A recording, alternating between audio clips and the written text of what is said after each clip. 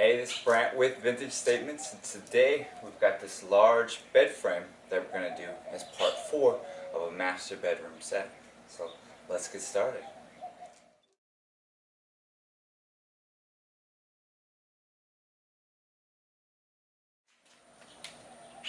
Alright, there's not much to take apart here, so we can get right into sanding. Let's kind of break down what we're going to do here today. So we're going to sand, get rid of the sheen off of here so the paint will stick nice and good.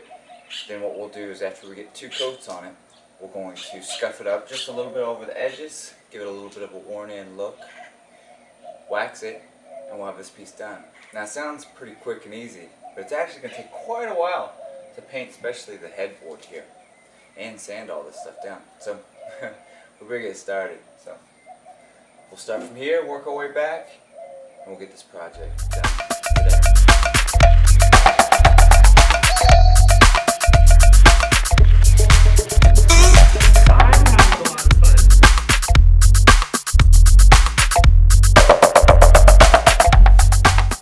Alright, they're sanded down, vacuumed off, wiped down. Now they can be painted. So what we're going to use today is our Behr prime paint, pure white by Behr. We're going to do the backside twice of the headboard and the footboard here. Then we'll flip them over, do 2 coats on the front. We've also got the rails here that we're going to do. So there's a lot to paint, especially this big boy. So we'll better get started.